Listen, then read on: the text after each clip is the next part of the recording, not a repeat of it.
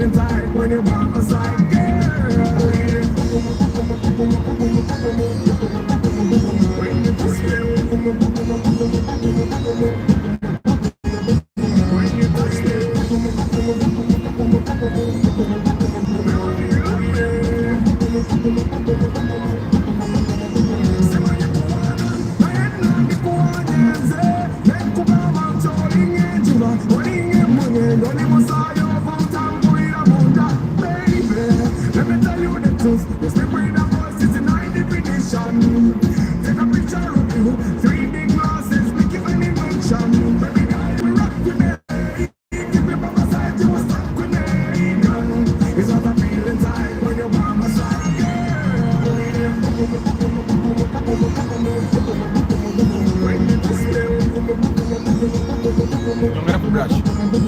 you touch me,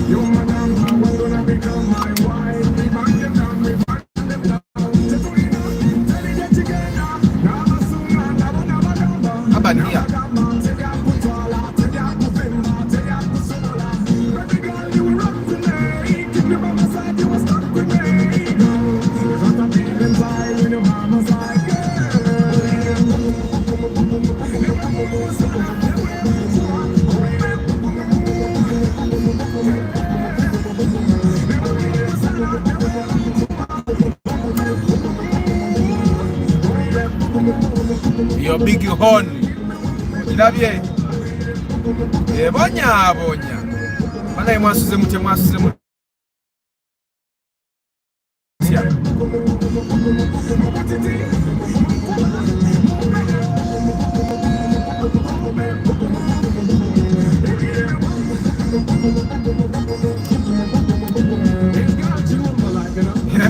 She done a lot for me. So I do the simple thing for her.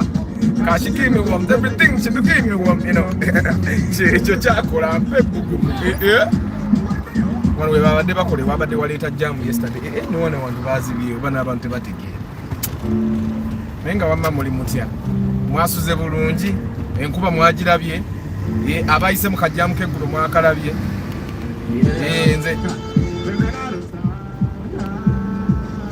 Nze jam eggulo kye yankoze. I just realized traffic jam consumes more fuel than AC.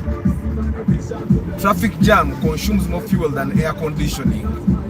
So me, I would rather drive AC every day than go through traffic jam. I'd rather drive AC every day.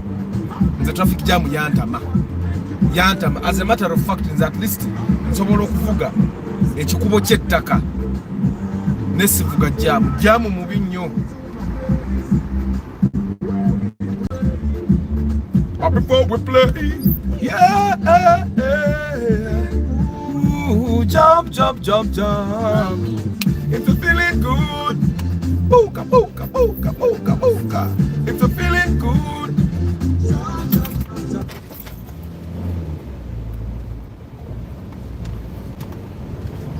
yes, mwasuze mutya ngenda yita ko manyaga very shortly. Mokange yagala ngikyuse ekimiro. Ina akantu kekola mu jamu nejjayo omuliro. Ekakola mu jamu wokka by the way, bwemba ku highway tebanabuzi. Naye kati. Should I stop here? Yeah. Come on. Jump.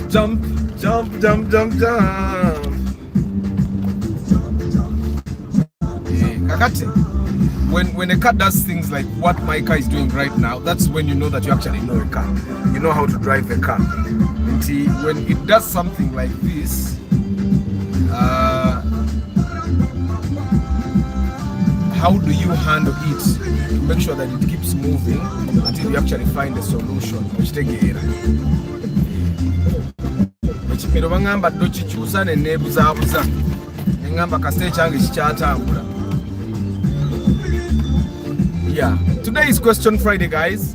Twebuuza ebibuuzo tweddemu, twebuuza ebibuuzo ate kano akantu tekagala kukola kyenjagala oba kano kanyweranyweramu tekali ate tekatuwa view ya kkubo nnungi.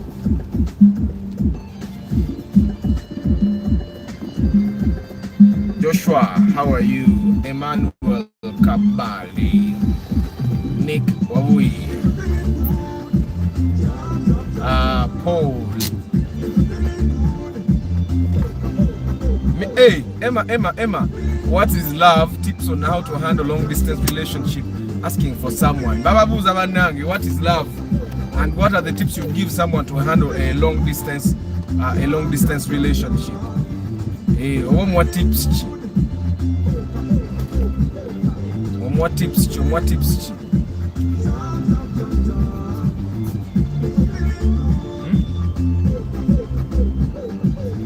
Jump.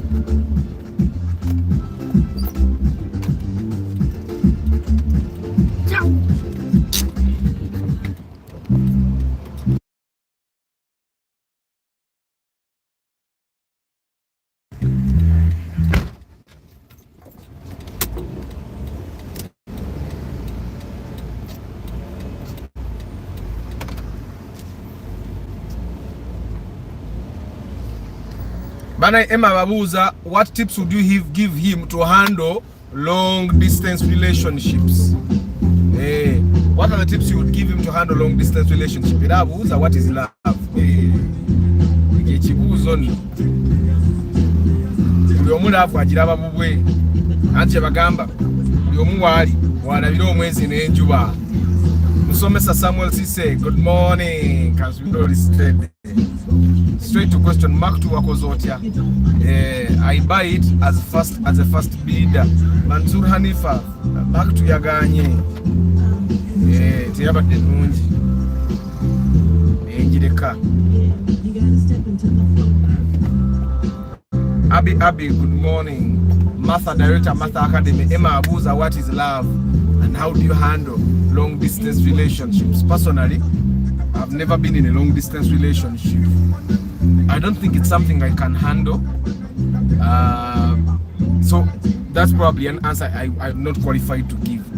I've not been in a long distance relationship. I don't think it's something I can. Wendy, I don't really think it's something I can handle. So I'm not qualified to actually answer Emma. Abala mumuddemu. Amina. Samuel. Abe Mark 2 grand. Mark 2 grand yaganye teyabadde nnungi. Nenjireka. Kati fawa for the love of God tetukyagula bintu bibi. However cheap. Yusuf Sulaiman, good morning. Kansubira listed nnyo.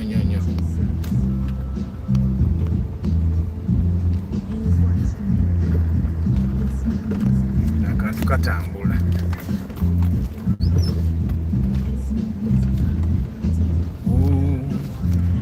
Katambula ngenda kyusa nteeke mukana akabumu ate eri maaso bwe mba ntunuza mu maaso tekasumbubwa naye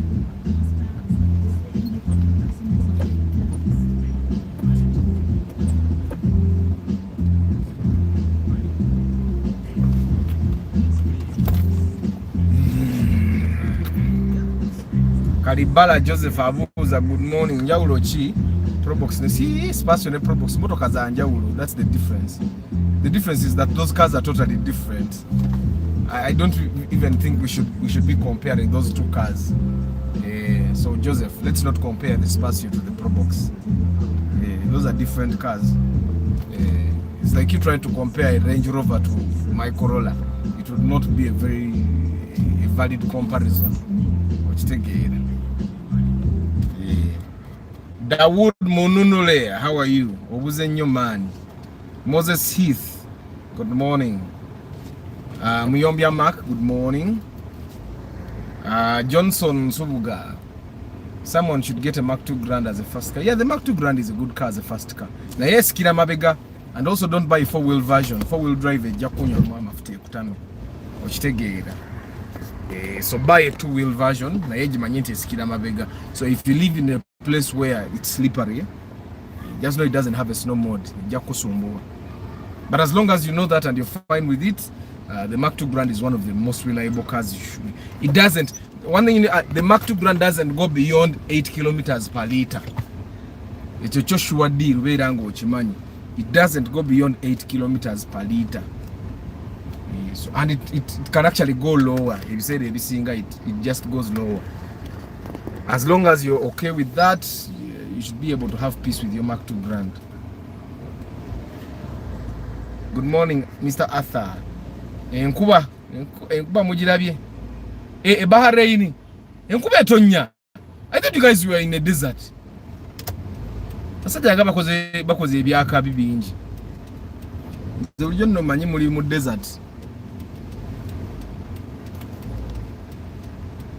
Kumbe you guys get rain.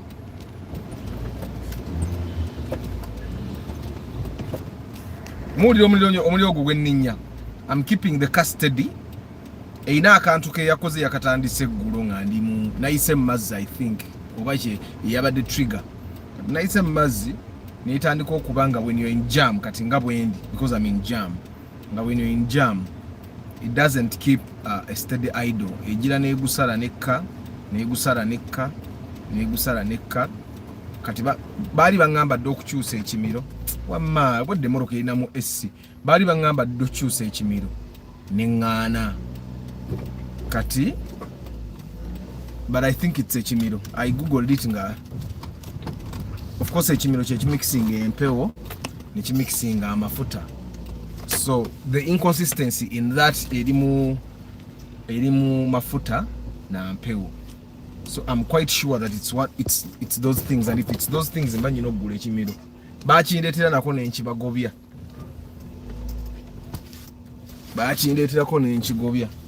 nenkibagobya, so I think I may have to buy it today.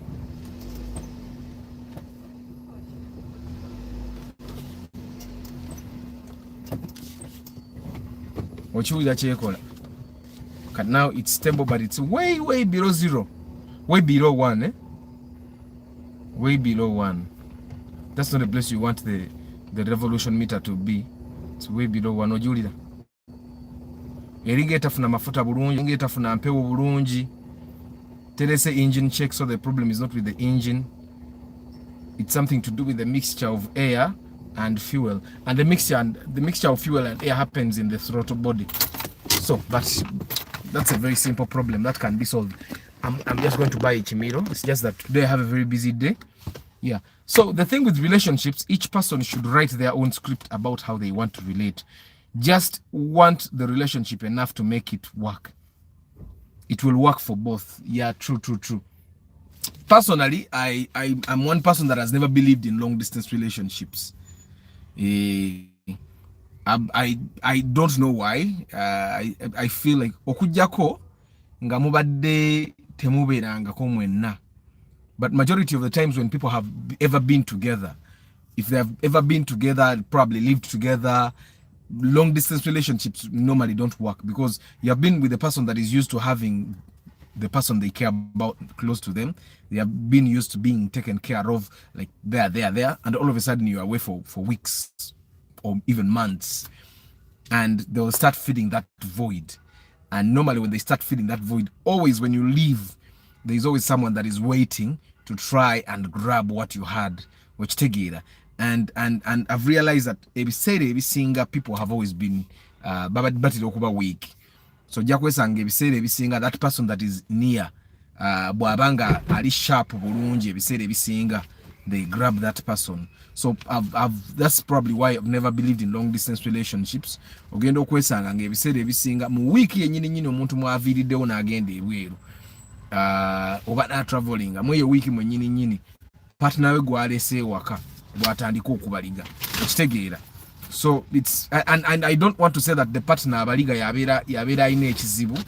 I think it's just nature. Someone is used to having someone close to them that listens to them and all this, and all of a sudden you're gone and someone else is listening, and then that other person takes advantage, and yeah, kati ono omuntu gwolese waka yetamanya nti the other person is taking advantage. Was I've gotten someone to replace the person that went away, and probably then they start feeding them with things in their minds. Kati oloza noli jara zetayinayo, so ne boba tolinayo onajja kufuna because ono nadala it normally happens with women because abasajja bwe tusalawo tuba tusazeewo mba ngenze njagala naye abakazi normally bo baba feelinga void eyo feelinga gap gyoleseewo kati oli omusajja bw'aba mukwana atandika mugamba goloza bawo gyalaze yetayinayo olowooza n'akomawo ng'alina gwe wekka kati awo abakazi awo abasinga webagirira webatandikira kati there is always someone that is waiting to take your place, and they always take your place. Nze from my experience I've from the people that I've seen okitegeera omukazi gwe bayita omugezi yoli omukazi atalaga bbaawe nti waaye waliwo ankolako nga toliiwo okitegeera that's in like 80% of the times okitegeera waliwo 20% eyo etakolaki waliwo 20% when it doesn't happen, but 80% of the times that happens. Good morning, Clay Wandera. Nsereko starch, long distance relationships are one of the worst decisions you'll ever make. However, if you can kumira pini, then you can. Personally, when I was in Bahrain, I used to date a girl in UG. Ne katali njige enyai. What's that? Yeah, long distance. Me, I find that majority of the time, abasajja balika, for example, abakyali ewaka, just kubaako na muntu akuma ebintu. Okitegeera butaba nti ewaka talina gwe yalekayo. But if it weren't for that, ebiseera ebisinga abasajja baali badde bagenda ne baleka ngeno teri bakyala because babakolako emikolo. Abasajja abasinga balirako nti omukyala akwekakwe ate n'abasajja abasigaye eno naye amanya ndi kumukabandi ekiseera era omusajja olukomawo tanyega takuba n'amasimu takola ki paka ng'omukazi yamukubidde okitegeera. So but that has been my experience. I also know people that have waited nga bakazi n'alinda bbaawe n'akomawo, but that's like a very slim thing. Love is an affection one feels towards an individual. It can be parent or a child or a partner. Good morning, Deep in Coffee. I'm okay. Good morning, Nicole Sebulime. How are you today? Please tell about the Mark II Grand you checked. Mark II Grand yabadde saji guze. Charles Nkugwa. Good morning, Chairman Zach. Good morning. How are you today? Encha cafe kusawa bidi ezekiro banaite mwera okulaba cafe. Echimiro is a throttle body. The throttle olaba omuliro bweguva eno waye yegenda wesiba. That's what they call the throttle. Kati in the newer cars like the Wish tezirina kaba kagere eno kiri echimiro kikolera ku computer naye kati bino ebyaffe bwe kikyafuwala it starts doing that. Kati ojja kwesanga kati nze avuga ebikubo by'ettaka kituuka ne kibeeramu enfuufu nga nnyingi. But I'm not going to wash that one. I'm just going to buy a new one. Bakiteekeko emmotoka eddemu nnomo. Good morning, Arthur. Bali bangamba bali dayigula kimiro ekyo bwe nateekamu engine naye neŋŋaana. Is there a Primo that is manual? Yes, Nadimvuga Primo ya manual before I bought this car. I'm starting over asking anything for can help food and shelter. Ono yani ono chosen 144 kamalu mukolako. Let me put them in timeout. Oyo kamubajireo. Good morning, Derek Lule. Good morning. It's the onset of winter season. Nico, Arthur, compare having a car installed tracker versus comprehensive insurance. The tracker is better. Nico, comprehensive insurance doesn't pay you the full amount of your car. Let's say you go and tell this insurance company that you have your car is worth 10 million. If your car gets stolen and they happen to compensate, they give you 8 million. They don't give you 10. And as they will give you 10 million, let's say in year 1. In year 2, they'll give you, let's say your car is 10 and you insure it this year. This year, they'll be giving you 8. Next year, they'll give you 6. The year after that, they'll give you 4. But because the car depreciates, to them, the car depreciates. So you compare, the car tracker is better. Comprehensive insurance would be good for things like accidents. Comprehensive insurance would be good for things like fire, would be good. But for theft, kwe moroka bajja jibanga wajibale milioni ana insurance company ekwasa to mobile nga mbutuko ino kunoonya sente walala ugatteko okitegeera. But it's ideally better to have both. Because the tracker car is banangi. Tracker car is I take a tracker car when you put it in the car, you can remove it and put it in another car, put it in another car, put it in another car. So it's the tracker, you buy it once and simply be changing, like every time you're going to buy a new car, change the tracker, put it in another car, change the tracker, put it in another car, like that. Comprehensive insurance doesn't change from car to car. I've wanted to get comprehensive insurance for the car, but then I realized, what am I insuring myself against? What am I insuring the car against? Like if you spend a car, like in some mwaka nga sikurubudde muntu sina kyenkoze, then what? Like kujja kongo muntu we gali we yagudde mu bonnet yanga unagikurubula, then our comprehensive insurance will actually give me money. But that's very little money, and that's something I can live with. Nzenga Arthur. Any experience with Subaru XV? No. The Subaru XV is this car Impreza, right? No. Sinafuna muntu akagula sinakavuganamu. Morning Wilbur. Morning Herbert. Long distance are for sharing. Anyone that can't share partners are yes on your way. True. It's for me. I would actually long distance ya abasajja bagumu. Abakazi bo basobola kuba mu long distance because kati fa abasajja tetuli konti, we don't get swayed. Nzo mukazi tasobola kujjana ngamba bichi omukazi tasobola kujjana ngamba mukazi wo jali akola bino nabiri ekyo nekimpugula. What's up? You want to say hello? Come say hello. Look here. Say hello. So long distance relationships is really tricky. Of course, there are people that have waited for their partners. Good morning, Lucky Mose. Karim, good morning. Jamun. Kati, let me tell you, I had to go pick the kids in the evening. Samuel Sisi. Wish you twajigulide shoko nga bagiteka mu shoko. Nange yange yadde ina akantaka kuona wano. Nengula buzedi ne babusamu kati. Enkuba netandika okutonya nga tebanasibamu. Makanika yasibyemu nga ndi ku umbrella bwent. Okitegeera umbrella. Ne basibamu buzedi. Nevuga okuva ewandegeya okutuuka ekisaasi. It took me 2 hours from Wandegeya to Kisaasi. Kati awo ne tuvuga ne tuyita eno bwe tutye eno twayise Kiteezi, bwe tuyita ekiteezi ne tugwema tugga. Okitegeera kati awo wasigadde wabadde very okay. But man, amakubo nga mabinga gaseerera. So today coming from home I used a different route. We have never used it on the live broadcast, and it was very smooth. It's just that first go behind the Norioko Damas, but it was by Ragnar.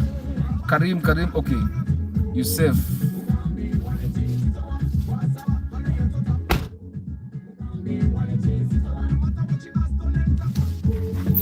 Kari.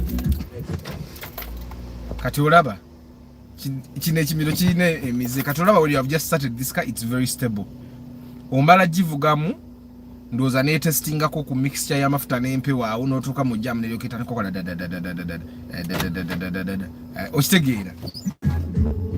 But me, I have been through tougher times. Normally when I'm with my production manager and we are going through like a tough management crisis or something is not really working out. Like we had a crisis when we were working on the cafe, but we have been through tougher times. So I normally tell my production manager, you know what? We have been through tougher times. And it's a line from a play called Voice of the People. Now, in the play Voice of the People, it's a 4-character play. And in that play, there is a boss who is the president of the country. Now, the boss has a right-hand man. And then there is a woman, there is a forest called Simbi Forest. And this boss, the president, and his right hand man, ekibira bakitunda. Kati we bakitunda ne bafuna sente, ate ne bafuna sente nga baliment bagenda developing. Kumbe bakitunze. So this woman is fighting them. And then there is a journalist. Journalist yawandika nga bonolaba mu monitor, and rumwenda bwandika nga mu monitor. So there is a crisis that happens, bana abantu bawandika then they decide that okay, we will bribe this woman. So basara we will bribe this woman. Naba journalist n'abalimba nti omukazi yabayambeko okufuna omuzungu okuva mu UN agenda in fact awarding a boss the president with what they called a golden shield of honor. Mushitegeera kati the golden shield of honor is given to those respected people abakoledde ANC yabwe and stuff like that. So and there is a panic of the woman ngatajja omuzungu ali watetumulabyeko, and during that scuffle the boss tells his right hand man, you know what Sibwa, we have been through tougher times. So me I've been through tougher times. There is a time nalimvuga kajitouring ava ku bypass nalimva mu marketing naye nange mbonyebonyere dunia nalimva mu marketing, field marketing. There is a product we were pushing with Coca-Cola. Omusajja wa Coke since nagenda mu Coke, it was Mama Ban. That time we were still dating. Mama Ban nagenda ku Coke marketing, we wanted sponsorship. Kati kigayi bajita kalinya kandireke kiri awo tekina na amanyo abali balabyeko corporate events za Coca-Cola guy mlike mumanyi taina na amanyo agajja mbwati na agasawali. Kati guy alaba akawala akato ayagala kakwana na akasubiza sponsorship na akaka mugende mukole bino na bino. It was us spending more money. So I borrowed more money. I went to the field and did what he asked us to do. Kumbe guy yali yagala kulia. Yali yagala kulia. Kati nga umanya abawala abato bano babeera innocent. Yo muwala yatamanyi nti guy yagala mukwana. Era bwe yajja nangamba batuwadde ne mugane guy yo kikakasa. Nti guy yangambye tugende tulye lunch biki. Ngamba guy yalika ayagala kulia naye gwe tomanyi. Kati tumara okola we do everything that he has told us to do. Guy ngatandika gamba muwala jangu nsange ku hotel Rubaga. Ebya hotel Rubaga byagana timuloza twafuna sponsorship. Kati one of those marketing trips nga tutereza guy bya tugamba okutereza nali mvuga kajitouring akamoto kakansikako in Chebando. For the guys that have been to Chebando, you know where Rubis is? A place near there when nali mpangisa mvuge moroke sikire eno ku northern bypass ye Chebando kajitouring je kaskida kali kamanyo nga kasika nga mafuta gawedde mune kalinya pa neninya bisere bete wabanga umoroka nyingi. That's 2013 around there. Neninya kajitwal pa nenyambuka nempita mweche kikubo kyettaka nenchita munengwe eno ngagene eno munsoba neninya nenzikirira paka mu parking. Bwe yazikirira mu parking teyadda mu kwaka paka nga ntaddemu amafuta. So I've been through tougher times. Kati ne moroke yange amafuta tegajigwangako. So I know that the fuel is actually not a problem. Nekwele moroka yonna nali ntebereza butebereza gandi ba mafuta cyandi nega gali mafuta negirinya paka bwe natuka mu parking. Moroka teyavao paka nga mazoji samu amafuta. So I've been through tougher times. Then I remember there is a time we twayimbira no luyimba Life Goes. This one. My company Dynamo, that's 2012, 2011. So my company, twice Chariku campus. My company collaborated with a company called New Harlem Productions from Canada, and so there were two ladies bali bazungu. Omu twakola production nezigwa na agenda. Kati omuzungu omu nasigala. Omuzungu bwa asigala. At that time nali mu internship, it was second year. Nali mu internship. Kati nali mvuga kibina yange UAB 155J. We drive. So my internship was I was with a certain group and they were performing in Wachiso. So we drive in my chibina, we go to Wachiso. No yo muzungu nga mwali mu motoka said there was a friend of mine yali akwano omuzungu oyo. Nga tanatuuka wayagala naye nga agezaako so buli omuzungu bwe yagendanga nange nga ne guy ajirako. So tuvuge motoka, we go to Wachiso, we watch the play. And then after the play we were coming back at around midnight. Chibina nezikira. Olabanga wakayiteeka kiri. No, that's too far. Wachiso ngatona Naluvule. It was Naluvule. Akakasozi ke Naluvule. The curtains off. Nezikira. Negano okuddamu okwaka. So I called them, my mechanic at that time. Nangamba wali waka waya. Nakala bakasobola okubanga kakutusa. I don't even remember the wire. Ngomuzungu tabirabanga ko. Nengenda mase no. Nangamba nonya kawaya nenkayunga nenkasiba kakavera ne kuba chimu. So I've been through tougher times.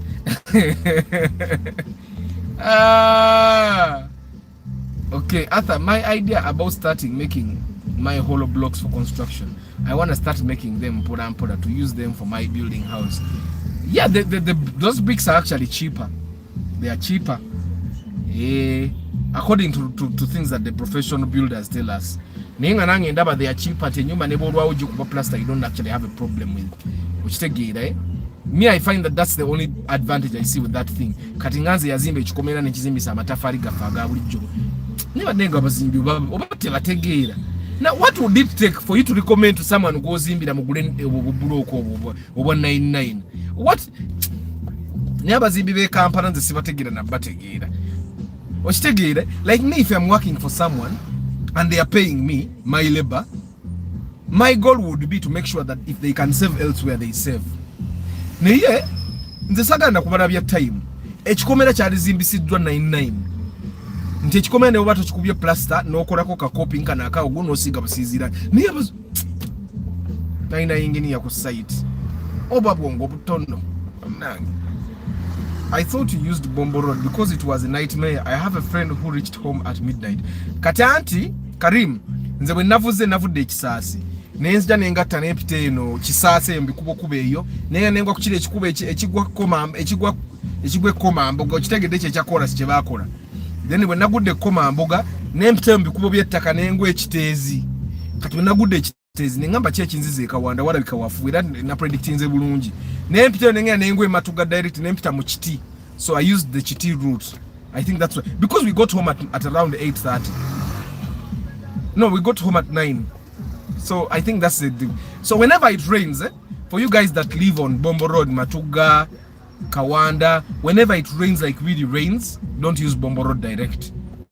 The Chitezi route is bad, but the Chitezi route is okay when it rains. Apart from the potholes, I find that the Chitezi route is okay. Yeah, apart from the potholes. I want to buy my dad a car. Tell me comfortable car that will make him enjoy comfort. Price between 15 to 17. What does your dad want?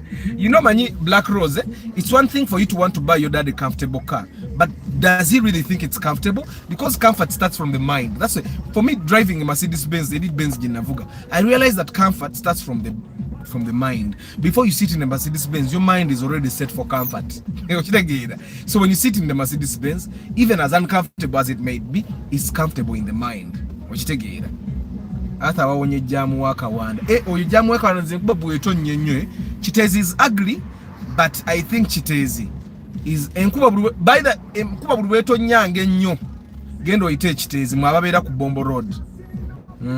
Nyina spasio old model nonya motoka esobola kukola. Nze ndi plumber njiriba. Anti motoka ki era oba ogenda ku ne spasio old model is okay. Nengo osobola kati oba ogenda mu Probox oba ogenda mu Nuwa ziri. Chisinzana chichogendo jikozesa. After some people will cheat even if you are around 24/7. You may be in the house but privately chatting with other guys. So I recommend follow money line than relationship. Auntie Lucky Mose, there's one thing. If I decided to follow money, I would follow money only. I don't know if you get what I'm saying. Like the day I decide that okay, now I'm just going to follow money, it will be money, totally money. Njakubanga James Bond siba na mukazi okitegeera because ebiseera ebimumba n'abakyala tunyigira babwerere onyigira we naye muntu okitegeera naye aba muntu, it's a fact.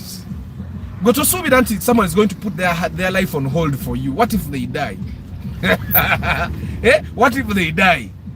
So bana ibaga imbajukiza nkora pre-purchase inspection timupisaako sente nkimenye no season mugenda kugula amamotoka akasente kampe ku inspecting ile motoka icho nacho kigwe ogende motoka ennungi ng'okimanyi yali inspected bulungi akasente akuka mitwalana mitono. By the way, that's very little money compared to the money you can lose if you buy the wrong car.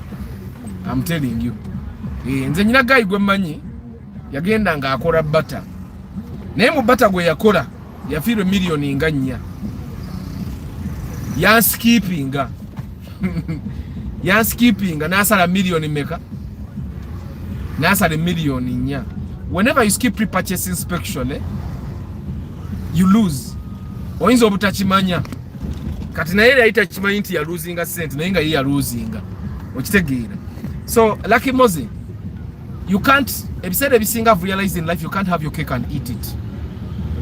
You can't have your cake and eat it. Simanyi oba kate olabe molo kate kizize mu chipo nakyo kimiro pure. Lucky Mose, you can't have your bobo yagala kubeera ne cake yo beera nayo. Bobo yagala kugirya girye. Okitegeera. That's one thing I've realized and it's totally true. Kino kimiro ekikola mu jam kati nga wano bwe tuzze mu jam ebitandisi. Good morning Muhammad Medi. Arthur, what your car issue is to do with ignition coils and plugs? No way. Zino six coils nyina mpya baba. Mpya nyo. Talk about Subaru Legacy. Subaru Legacy is a nice car. It loses value faster than the Forester or the Impreza, but it's also a good car. Okitegeera. Kati ka Impreza akatekwa kakuuma ku value. Actually kano ka Impreza kakuuma value okusinga ne Forester.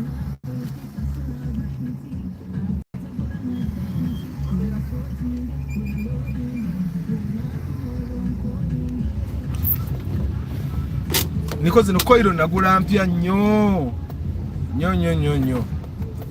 Naye nazudde edduuka abantu abange ab'omunda benja okugamba edduuka gye liri. Edduuka lya spare. Abange ab'omunda benja okugamba gye liri. Is there a wish that is manual? Yes, I've seen a wish that is manual. But not the ones that come with CVT, you can't get manual. But zino wishes of phase nezibaddewo eza bulijjo nalabako eya manual.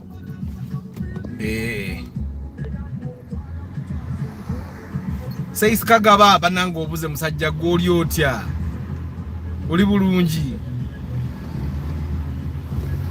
Kansubira oli steady. Which one is better car between Fielder and Primo? All new models. Get a Fielder. The Fielder and the Primo are literally the same car. It's just that the Fielder gives you more boot space in Mabega. And I find that it will, if you're selling, people will buy the Fielder faster than the Primo. Okitegeera. And also abantu abagula Fielder tebeerondanga bagula Primo. Okitegeera. Good morning Edwin Mugerwa. Muli mutya abantu bange. Waliwo abantu abambulako ennyo bannange. Ningamba oba kiki? Morning Arthur. I saw your review of the brand new Isuzu. No, Suzuki. What other cars would you say are compatible in the SUV? That's the only car that I've been able to drive. I just walked into that showroom and man, you can never game if you see the video. But nageza kugenda okufuna self drive or test drive mu Toyota ne Kigana. Nayo banani nywedde ku mafuta wano sawa meka. Budde bugenza mafuta gange gakendedde nago. Bano bali ku sente. Nemwe amafuta galinye mwagalabye. How often do ball joints? Mark 2. Ball joints don't actually get spoiled that often. That's one thing you need to understand. You just at a ball joint webe ne FOG ulira zikaba. Oziulira. Ball joint zikaba. So ball joint emalaga kutuka. So but ideally for the Mark 2 I would recommend that you change your ball joints at least once a year. Every year. Kuba bafa ball joint ezitavaayo tuzikyusa. Kanze nakyusa ball joint. I changed my ball joint I think like 4 months ago. But of course nze mvuga ebikubo bya ttaka. Kati bw'oba ovuga ebikubo bya ttaka nganze Arthur. Ball joint should be changed every 6 months. Kandabo banywa amafuta wano. Kanyongeremu amafuta ekyo nakyo nkijje mu ddiiro. Kuba kano ga raise by 20 shillings. 20 by 20 shillings, yes. Yes, Joseph Karibala. Ababe bani tunoonya kirungi. Anti kati nze ngamba bange ba munda bannange sijja kiyisa wano kuba bwe nkiyisa wano mba mpadde kalango ate tebampa sente za kalango. Twabadde ne musomesa Samuel Sisi ng'agulayo shocks. Twabadde ne musomesa Samuel Sisi ng'agulayo shocks. Nange nagulayo shocks by the way. Nazigulanga makanika wange ng'agamba naye kati ngenda mu mwaka nga nzivuga. Kati oba nyimiirewa kanyimiire wano.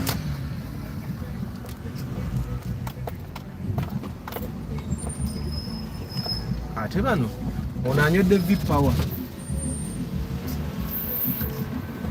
Tumala okujjuza tanka wano. mali okujjuza tanka wano bantu bange. Naye nga muli mutya. Based on your review, I now want to buy the Suzuki. Genda ogula Suzuki moroka nnungi bannange.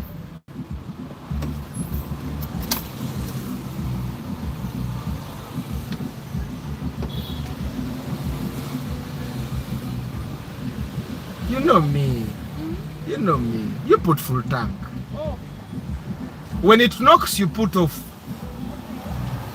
I don't mind things anymore to a full tanker. Netegereza, look at me closely. Whenever you see my face, you see the word full tank. Obulamu bwansi bwakuleka katwesomemuko. Sagala V-Power wawe. Tell us about Mark II. You got to start twagifunye Mark II. Twagiresenga sinungi. Twagiguze yabadde mbi. Naye nyizo kunywa amafuta nga sina visa wa.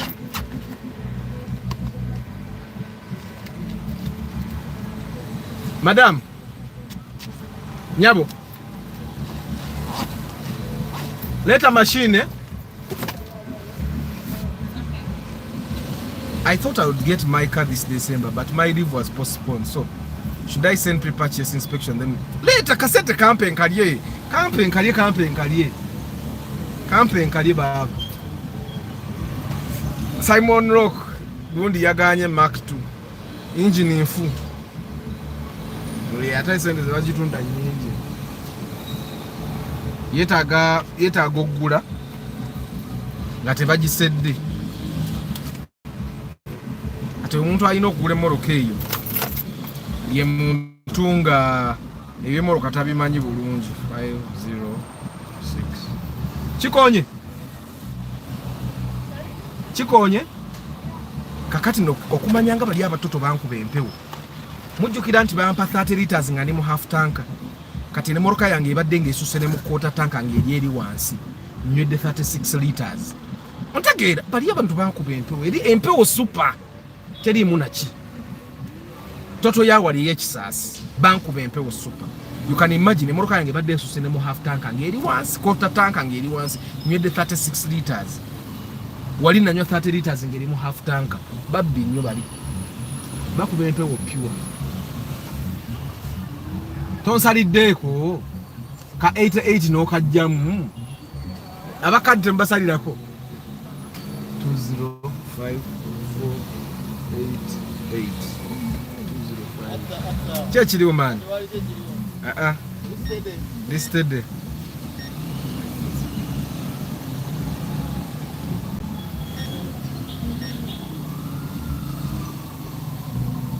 ekyuma kyammwe kibuzaabuza kaadi obunamba, the numbers are ramshackled. Yeah. Can it print this copy? This is mine, eh?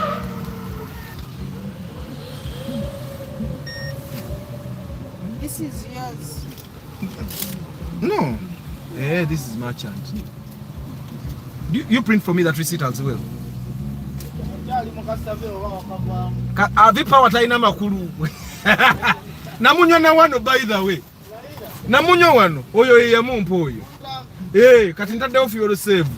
Kati na yero genda compare ngolabe. Fuel save yali okay. Simusubira mu kyamaanyi. Naye kyalina okukola kya naye V-Power yamala mu nyaamaanyi. Taina makulu akola nga fuel save. Zero. Okujaga ebyo bagamba erongosa naye kati yinginiza ffe nkadde nnongoosa eki. Nawa kyogera bulungi abempya niwe munywa. Abempya banywe. Kati eri love feri enywe V-Power. Anywe naye nze akuba kumala budde. Amina. Kale. Nemo ani eri gundi Antonio yali ngamba mwe empewo gye bankuba bwali ngisirikire bagayi bange. Njagala mbabulire nti nali mu half tanka. Oli omuyani nampa 30 liters wali kweri toto. Kati leero moroka yange badde esusse ne mu kota ngesse wansi nywedde lita 36. Mwetamulaba nti yali mpewo mbi nnyo. Yali mpewo yali mbi nnyo. Yali mbi nnyo. Waliwo omuntu akuba empewo ng'olabira ddala agikubisiza na busiru. Okitegeera. Obulamu butambula nga bwe wabubala. ekitegeza I should try Mark Tumusota. Mark Tumusota Simon Rock, Mark Tumusota teina buzibu. Mawanda Hakim, how much is the Wish 2012? Sijja kulimba sinafuna webwe njigula naye. Ate ebipira ebifunga. Jizina nabagambye omuntu avuga emmoroka entono. Emmoroka emipira gyoba ovuga yugula lingirongo. Gwe mupiira gwoba ogula. Nze ate sigamba nti gwe mupiira lingirongo nze nguvuze from 2012 when I bought 2010 when I bought my first car and I've never when nagezaako okukyusa ebipiira nengula ebipiira tebyakola yadde ebbanga. Okitegeera. Morning Saji Phone Solutions. Just kiremeseza many people kubbisa busiru. Yusuf bali babisa busiru naawe. Atenze senga ateno empewe basobola jikuba bobatonywanga ku full tanka bana abanywa mutwalo bakuba 10,222 tozimanya nti bazibbye. Naye kati omuntu anywa full tanka impact ogiraba nnyo. Trying kunguza 30 liters at half tank. Which say because at half tank I have half my tank. Bali abantu bannange. Kanziremo netegeze ne receipt yabano. Nyinzo banda byebubi. Tezo 36.76 liters. Zezo zenguze. Nika kati bana abantu abatakiriza ku beno bina badde njogerako. Fena tuli mu jam. Nebo ngano kuyingiramu. Fena tuli mu jam. Ola gaya ali wanavuga ka IST kano. Kumanyi bagende beri mati bavuga SUV. Kati anganyo okuyingira layini.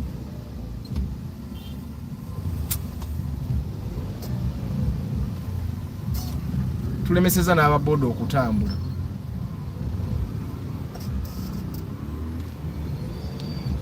Kati ngendo mukola kangene nyingire motoka 10 maaso ge. 10 cars in front of him. Kansabono wa maka. Wa mampa okko. Maka tugurandi yenyini je mwagala mukazi ali wano yajivuga. Naye you people stop using mobile phones when you're driving. Byovuga ngo oli mu scrolling WhatsApp bintu byachana kitonnyo ojja kukola akabenje. Ojja kukola abantu abamu kumwe mukya surviving because of the God's grace. Nenga katonda bwali kuvaamu bantu bange. Capacity yange eri 45 liters. 45. Inze at least emirundi jona je nywedde amafuta when unze je ngamba nti ebera empty. Je nali ngenze konti empty. The most I've taken was 50 kali. Bwe mba nywedde ku Shell nenyi nalo nanya ku Toto ne bampa lita 5 mu mukaga. Awe ngambira kati tanka yange nayo kaya 50 liters in actual sense because most Corollas are 50 liters. Most Corollas are 50 liters. Kati nteekwa okuba nga ya 50 naye nga ebisere bisinga weberera mu empty ne kayeri ebesigaza mu lita zayo 5 za reserve kati kwe kunya 45 naye kati bane mbereke yafubwe munywa amafuta kati atenze nchiproving de wano kitegeze moroke badde ekyalimu liters nga 15 wenjitereddemu amafuta.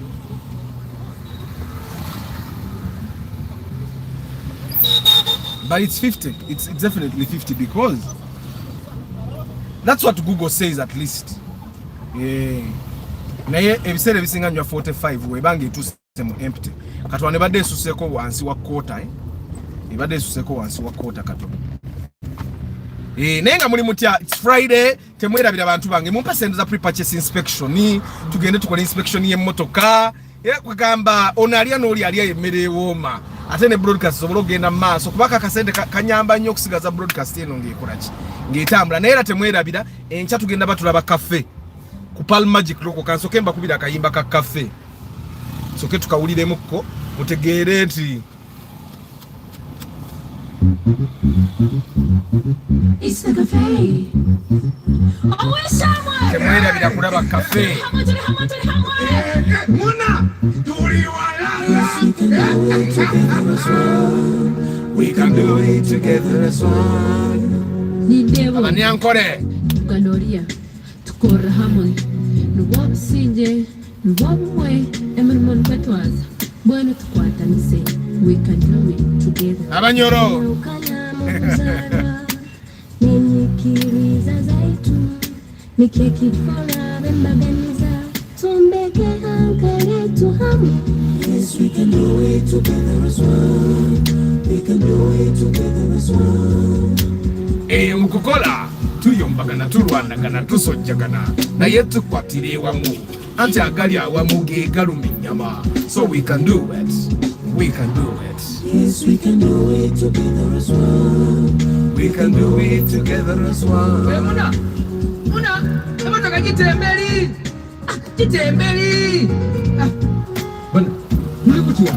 Tuli mukatale. Where the highs and lows may be there, the fights may be there, but when we get together as one, we can do it. We can do it. Tuchisobora, tuchibaza.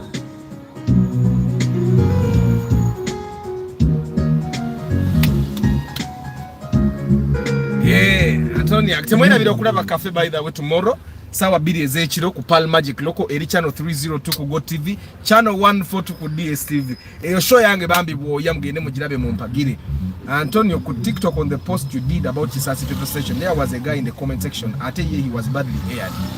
Era that's why I said go sirike. Anti katolaba Antonio, ebintu ebyo bimbo tabyogera ko.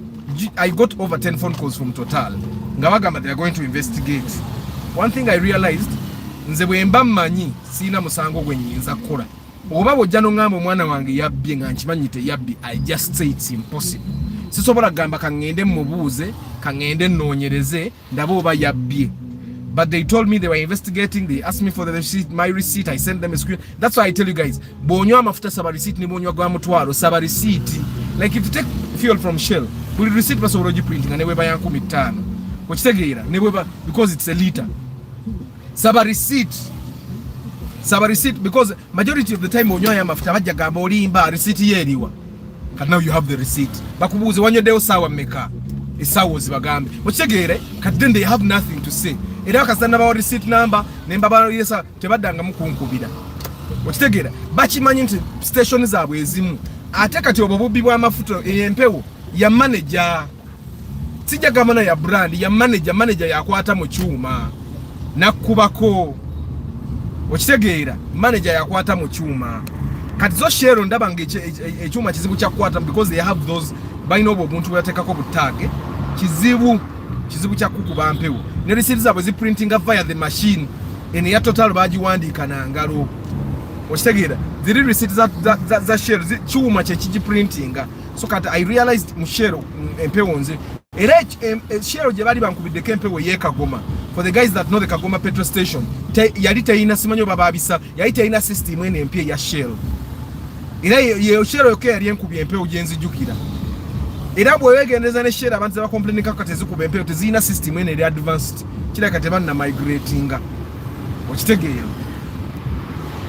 Negata Antonio, do you realize nti mu comment section yeyo giraba how many people were saying the same thing about the Total stations? Nti namba bazze babakube empewo. It's something that they need to fix. But until a post like this would come out, and you know guys, one of the things that makes me sad about life is that mula bensi ya fengabo edi. There are chances nti fengabo tuli ku broadcast tugenda kufa tugwenga ensi ya fete chiuse. Nti enguda tesobola zikyusa. Tesobola kukyusa masomero. Tesobola kukyusa marwaliro. Katikale ebiwemba si bikyuze. Ngenda kola at least nkyuse byensobola okukyusa. Simanyi obontegeera Antonio. You guys, let's work to change the things we can change. Like empewo station yekisase tegenda kuddamu kuba mpewo because of what came. Bwabadde bakuba empewo nga babba buli lita bagibako miruzi bisatu bagenda tandika kubako 10. I don't know if you get what I'm saying. Because in the wabanzi bako miruzi bisatu nenywa lita 15 bagenda kumpa lita 2. Bagenda kugamba nti bampadde 2 nga bampadde 15. I don't know if you get what I'm saying. Kati empewo egenda kendeera. Era bwe nalaba ekirala ekigenda obubi. Those are the bits that I can change about my country. Ebyamanyi tetusobola bikyusa. Tetusobola kukyusa nguzi. Amalwaliro gaba amabijja kusanga that we don't have the power to change. But these small things, and this is where I put my money. Let it change. Okitegeera. Let it change. Those are the small things. Me, I feel sad sometimes when I think about my country. We may not be able to see this country transform. The fair game azima. okujjako kati abamu abanasobola okubeerawo paka myaka 15 mujja kusobola okulaba. Do you know that nze n'abarelative bange abamanyi nti ebirungi bibeera mu firimu tebisobola kujja Uganda nga bo bamanyi ffe tuliwo okubeera na bibi byereere bwe balaba enguudo ennungi bagamba ezo zibeera mu firimu, bwe balaba emmoloka ez'akabi ezo zibeera mu firimu. Okitegeera? Me, I know that these things can happen in our country, but I know that we may not have the power to actually change it, because apparently we have been fed this thing that politics is dirty. We have been fed this thing that let the politicians do what they do. Naffe tubeerewo bubeezi. This is something I never believed in Zenga Arthur. I never believed that I was born to live and die. So the small things that we can actually change, let us change them. Many people have been cheated all along, but ngaba sirise. Nze nkimanyi kati empewo ya total egenda kendi. They will find a system. Nze nganze sigenda kuddamu kunywayo mafuta. Kanyo ku shero zange mume nze nganze. Ne service, actually service yo muruka ngenda tanko je kolere waka. Era ngenda gula akantu akasumula oil filter ndoza olwaleero. Ngenda genda nkagule sawa meka. Ngenda genda ngula akantu akagira akasumula oil filter, because that's the hardest thing that I can't do myself. Ebirala byonna byange. Kataka kazu akusumula oil filter ngenda genda nkagule ngule oil wange. Very soon I'll be telling you the good oil, by the way. Kata I'm experimenting because I can actually do service myself. I'm going to experiment. Nego msajja yankube empewo. Ochimanyi yankube empewo ya lita zisoka mu 10. Kubanga when I look at the distance from half tank to quarter tank, a distance ya lita 10. Fuel cards are worth the investment. Fuel cards were worth the investment before the Visa technology came. But right now you can buy fuel using your bank card, the Visa card. Ochitegera fuel card, senga fuel card babadde bangamba nti abala bagula lita 15 mu lukaaga, bujjagigula 15 mu bina nali badde ngula fuel card. But just know, you have to, it's even inconveniencing.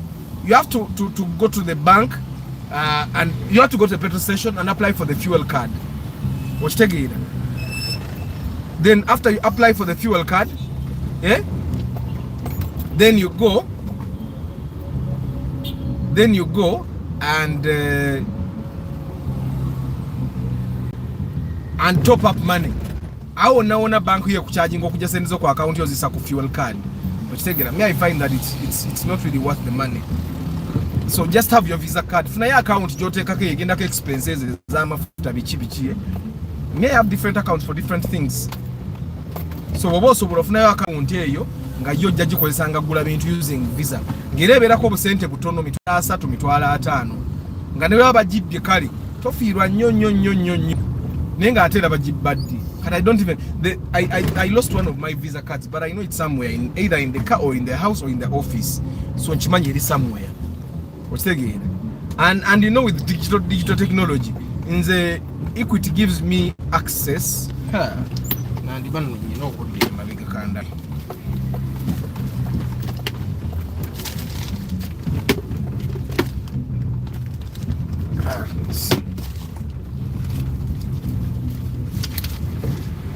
Nsonyi we mumbeeko kye neetegerezaamuko wano.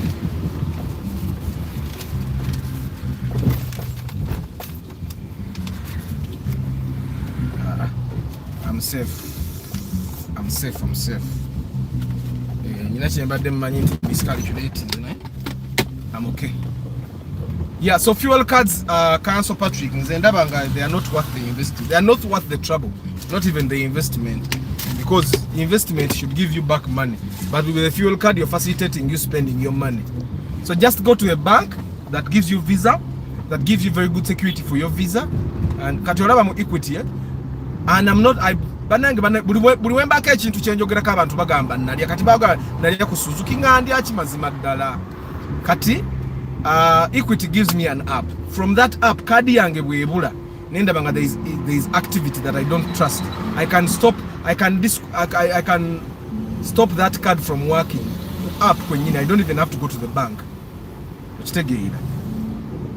So I'm sure there are other banks, the Standard Chartered, otherwise people will not be talking, because people say very good things about Standard Chartered. I'm actually thinking of opening an account in Standard Chartered. Abantu bajogerako ebirungi biyitirivu.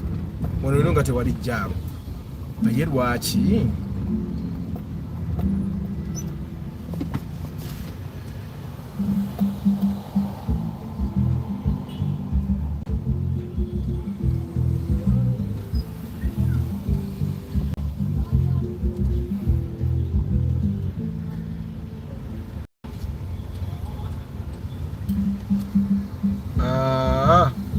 synthetic oil because buli kimu bagenda kugamba kiri synthetic. The only way you can know that oil is synthetic is if it has a label synthetic oil on the jerrycan, right? Si kyakyo. Arthur, you once said that it's not advisable to change the tires of the car, but my center is too low and our roads are are bad. Prosi, I think soko gude gundi springs enene guda springs enene otekemu ne spacer wabikola dda nesigala ng'ekyaliro oba wabikola ng'ekyaliro kati oteka ku mipiira eminene naye emmotoka egenda kyusaamu kunywa egenda kweyongeramu okunywa ekyo beera ng'okisuubira so teteyongera okunywa n'olowooza efudde esigala ekyalinamu jamanyiza esigala ekyalinamu naye yongera n'onywa. One time I took a Prado TX for service. Omusajja yayagala okunkuba ku mutwe kuba yalaba ka namba namutabukira. Abamu babbi nnyonnyonyo ze service ngenda gyekolera. Buli ebirala byonna namba eri nambuza yaka akantu akasumulula gundi. Samuel ngenda yita ne wali ku dduuka lyaffe nguleyo gundi fuel filter, gundi air filter. Ekyo nakyo nkimale. Ku weekend ku Sunday nja kukola service nze mwennyini. Nenga temwera banayi bagay tomorrow ku sawa 2 ez'ekiro tugenda batulaba show yange gye bayita the cafe. How is the oil you used to feel from City Oil? Mundeke nange muze mwagala kunsibya abantu bandi badde balimpadde n'akasente k'okubalanga nimbogereko mundeke. City Oil balungi amafuta gaabwe malungi. City Oil jengula emipiira gye nagula wiper. City Oil bantu balungi ate they have very good customer care. Tumwe mwagala okunsibya. City Tires very good place. City Oil very good place. Ate City Oil olumu obogenda okunywa amafuta bakuwa obuwunga n'engano okitegeera kati awo teweetaaga kusuwa bintu ebyo. Service yaabwe ennungi.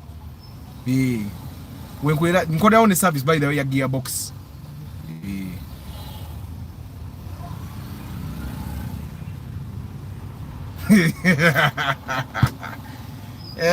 Rakimuzi I realize that ngojje kuba nabankubye empewo buli muntu asobola okumpayo kasente bano abankubye empewo tebasobola kumpa kasente kubanga oyede naboogerako nti bankuba empewo naye bo bankuba empewo ya Antonio bali bankuba empewo kubanga memoroka we badde esuse ne mukota ngese ne nnywa lita 36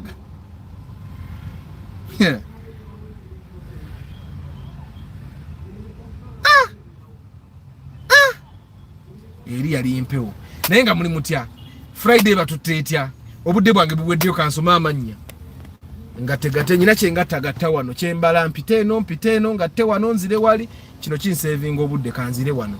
Joshua webalekeera Kavale Emmanuel Niku Wabuyi Council Patrick Asiku Paul Herbert Emma Kafero webale kujja ndoza bakuzeemu Msomesa Samuel CCA Mansur Hanifa Martha, Director Martha Academy Nama Mukono, Abibu Kenyas, Yusuf Sulaiman. Emuna erinyayo ndita Yusuf because Yusuf sounds like a terrorist. Yusuf is normal for Uganda, but Yusuf basanga wali abasajja abayina ekintu nga radadiko Yusuf. Era film esinga ezaba terrorist guy baba amita Yusuf si Yusuf. Linyumira okwogera bwentyo tekitegeeza nti oli mutujju. Nze nyina banka gye nagenzeeko eggulo ne yankebera nnyo nangamba birevu ebyo. You look like a terrorist. Moses Heath, Kalibala Joseph, Dawood Monunule, Agaba Rogers, Muyombya Mark, Nsubuga Johnson, Nsereko Starch, Clay Wandera, Moses Heath, Deepin Coffee, Nicholas Sebulime, Chairman Zach, Harbat Nakumaze, Sessazi Rawlings, Derek Lule, Karim, Black Rose, Samsu Wilba, Karim Nakumazeda, muloza sibamaze bannange. Adams, Seith Kagaba, Komunjara James, Mugisha Fred, Simon Rock, Antonio. Kati nasigala mweno line engeri genzera side zenu. Kano ka fielder akakadako mukalaba kata kalinga mu million nga 17 18 mubukadde bwakako nga bwokala n'empira gitambula gizina. Seith obadde obuze nnyo man. Edwin Mugerwa, Edwin naawe obadde ombuzeeko nnyo. Nsangi Phone Solutions naawe ennaku zino obadde tokyalabika.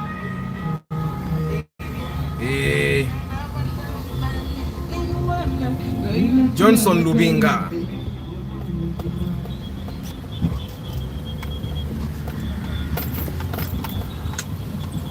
Muloke mpya mugiwulira tukuba ebinnya naye muyinake muwulira. Newcastle. Kanga tentya. Kanga teno yibatajja kumpa buzibu eno. Kanga tebwenti. Ngene mpite wali mu Katanga.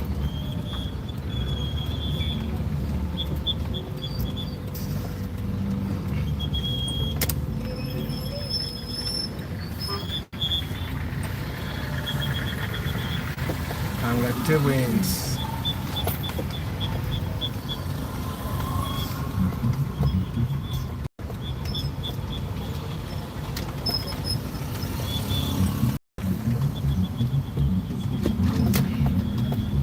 Bana ndi basiibula nno baba noonya mannya ge sinnasoma. Kibazo Innocent, Paulo omutume. Yes Yusef, ekirungi nawe olya. Second Alan, Makex moroka nungi Alan, you buy just akafuta kabeyimu esikira mabega. Ne maintenance yayo si ya ordinary cars nenga teina buzibu.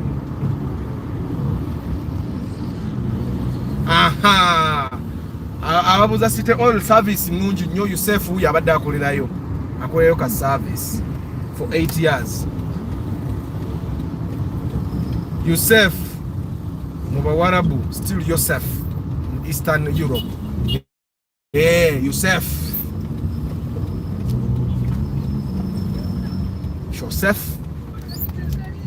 kati mpise wano Katanga.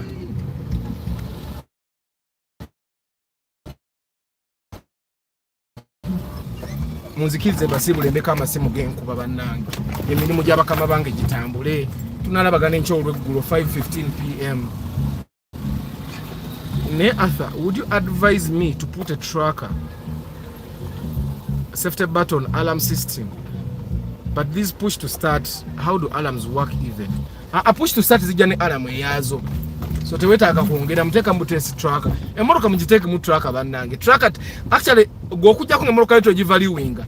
The tracker should not be option. Also, I'm not saying this because I sell trackers. Abatamanyi ntunda ne tracker bannange. I sell trackers 350 and 450 depending on what the tracker does. The tracker at 350 can stop the engine. You can track the car in real time. You can see where the car was even for the past 365 days. And the tracker of 450 has voice activation. You can call the car and listen to the people in the car. You can listen to what they are saying. Eno engine ya moroka kijiba afulumiriza. Yeno Honda nga bagisumuludde mangu.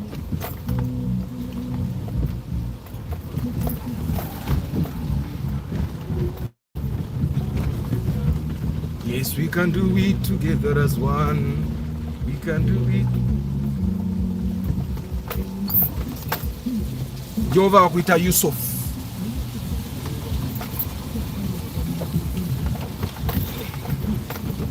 Tuise Katanga, abatamanyi wano bayitawo Katanga. Atamanyi kibuga. But of course abamanyi ekibuga nga bava ku Ntebe Road naye balina ebifo ebyabwe ebyamanyi bye tutamanyi. Kana abava Bombo Road, Gayaza Road nabo bamanyi Katanga. N'abava side za Nansana nabo balina ebifo ebyabwe. Ne banaye Mukama abankuumire tunalabagana kangize kukwasaganya ku mirimu gy'abakama bange. Ciao. Kasulani nga question sigirabe kansooke njinoonye kale nkuddemu. ngenda ginoonya question yo nkuddemu naye nga sigiraba. Subscription si ya mwezi Samuel. Omwaka ogusooka okwezo sente z'osasula gubaako omwaka ogwokubiri osasula 5 every year. 50k every year. Peter question yo nga sigiraba.